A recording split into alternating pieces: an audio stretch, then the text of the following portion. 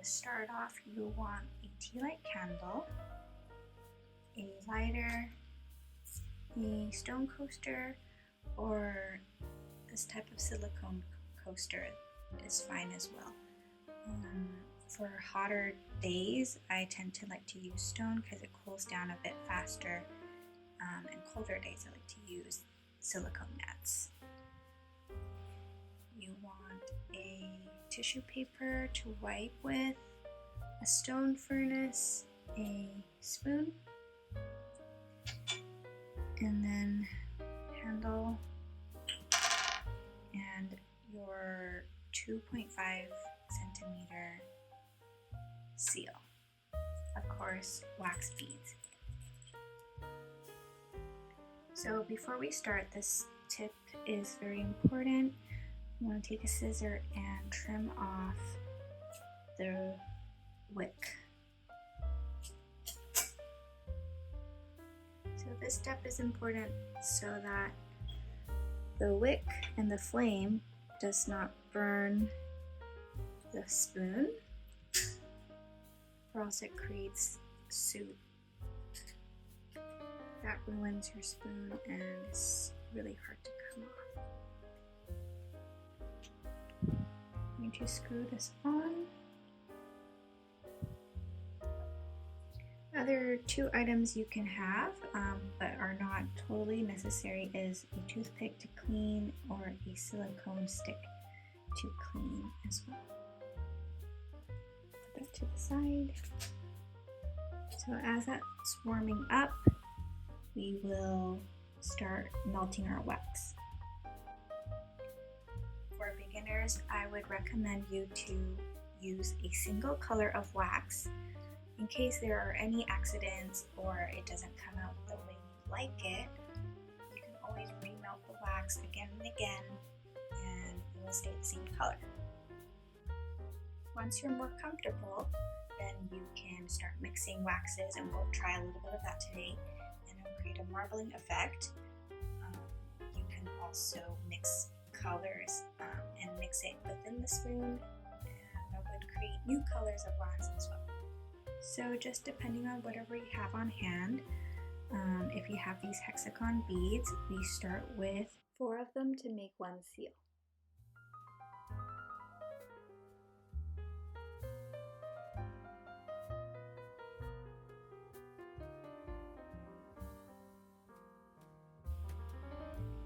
And if you're afraid to ruin any surface that you're working on, I forgot to mention that I have parchment paper under everything that we're working on today, so that would protect any surface. Alright, so now that the wax is melted, we're going to get our tissue ready and we're going to pour directly down. Like, you can place the spoon back up, and you see the pour is quite round without moving, and you just want to slowly, and you don't need to put in any pressure. And depending on how much you want on the ridge, you can pour just a little enough for a thin border, or you can pour a little bit more for a thicker one. And the style is quite different, so you can try both. This one I would say is a little bit more thick and creates a more vintage look.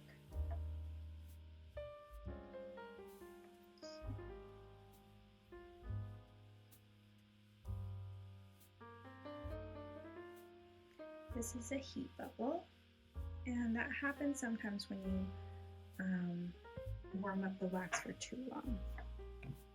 Okay, so we're going to keep that one. I'm going to continue with a different color. So mine will come out with a little bit of marbling effect. And after the initial one, we use 3 beads. And that would be enough.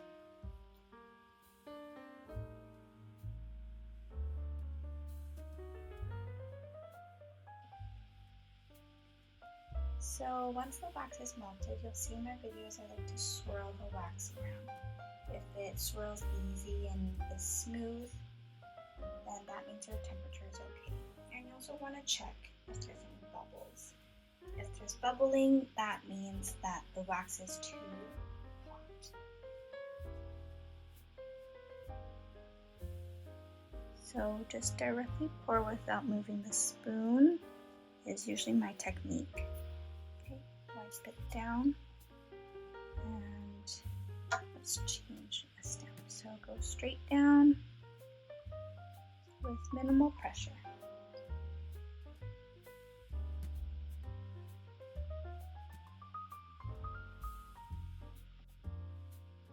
If the wax starts to bubble, you can take it off the furnace for a few moments and then check the consistency again. And vice versa, if it doesn't swirl quite as smoothly as it should, then put it back on. The thing with making wax seals is that it does really test your patience, but it's quite therapeutic watching the wax melt and doing this step by step.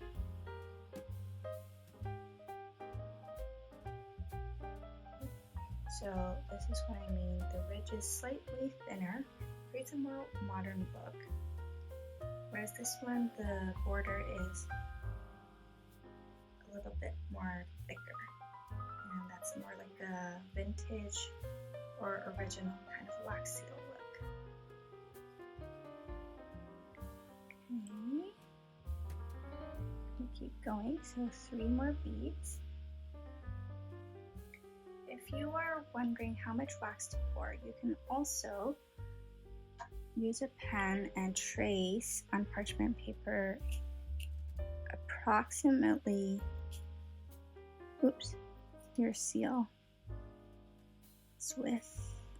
And this I find works really great for those odd shapes or irregular shapes of wax. Say that it's like in a shape of an ice cream cone, it would be really helpful to have a guide. Okay, so this is what I mean by the wax kind of not swirling. I mean, I think it's almost there. It's quite smooth, but with a little bit of resistance. This is also another tip. If you were using the same color or wanted to mix a color, stirring with a toothpick or a stir stick will help the wax melt faster.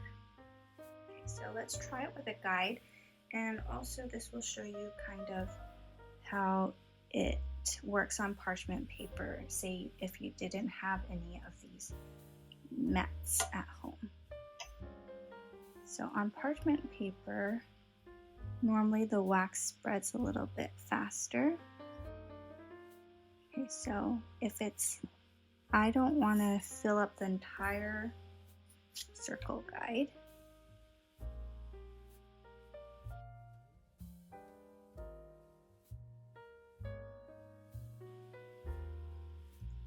If you ever feel that the wax is sticking to the seal, then you will want to cool it down with some ice.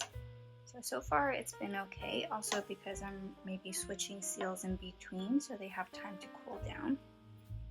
But normally if you're working with the same seal over and over again, it will start to stick. When you don't like one of them that you've made, remember wax is very forgiving, so you can just cut up the pieces and remelt them. For this next one, we are going to try a vintage one, so remember to add a little bit more wax.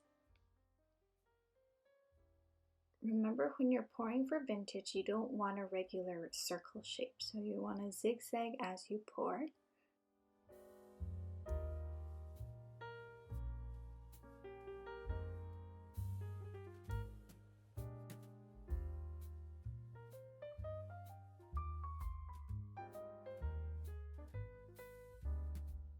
Now you can decide which kind of style you like better, the more modern or the more vintage. When you're ready to use your wax seals, you can use double-sided tape or this type of special double-sided tape for the wax seals.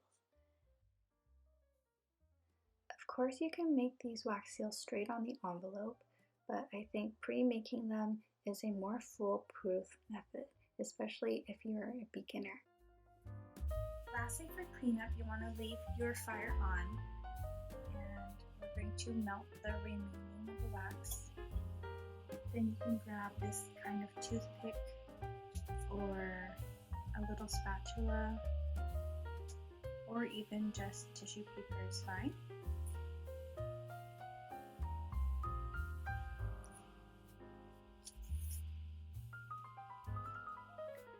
And then when it's melted, then I start to scrape.